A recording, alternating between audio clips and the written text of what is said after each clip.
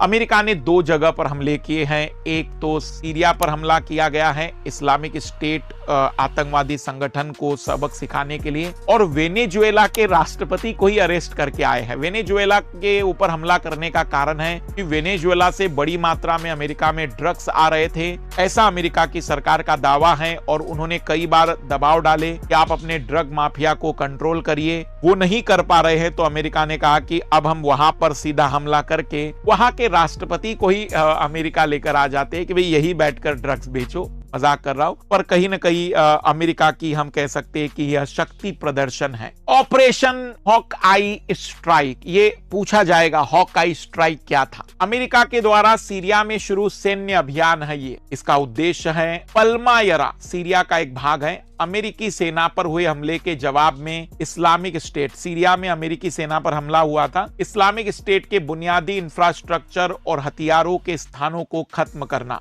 ये पल्मायारा सीरिया की जो जगह है। इस्लामिक स्टेट एक सुन्नी चरमपंथी आतंकवादी संगठन माना जाता है। इराक में इसी आतंकवादी संगठन का नाम अल-कायदा कहा जाता है। तो ऑपरेशन हॉकाई स्ट्राइक याद रखना कि कहां पर किया गया, अमेरिका के द्वारा सीरिया पर किया गया। और वैसा ही एक और ऑपरेशन हुआ है Venezuela praise Maduro capture and flown out of country, मतलब गिरफ्तार कर लिया गया। अमेरिका के द्वारा वेनेजुएला में शुरू सैन्य अभियान का नाम है operation midnight hammer. Midnight hammer मतलब रात के समय अमेरिका ने हैमर मार दिया वेनेजुएला पर। इस ऑपरेशन के तहत अमेरिका के द्वारा वेनेजुएला के राष्ट्रपति निकोलस मादुरो और उनकी पत्नी को गिरफ्तार कर दिया गया। अमेरिकी राष्ट्रपति के अनुसार मादुरो एक तरह से वेनेजुएला का तानाशाह था, उसे पकड़ने के लिए मिलिट्री ऑपरेशन जरूरी था। हम तब तक वेनेजुएला का संचालन करेंगे जब तक कि हम एक सुरक्षित, उचित, विवेकपूर्ण सत्ता ट्रांसफर नहीं कर लेते। अभी अमेरिकी सेना वेनेजुएला में है और हर मामले में नजर रख रही है। अब मुझे बताइए, एक तरफ यूनाइटेड नेशन जैसी संस्था है, क्या ये काम यूनाइटेड नेशन की मदद से नहीं किया जा सकता था? क्या ये सिक्योरिटी काउंसिल की मदद से नहीं किया जा सकता था?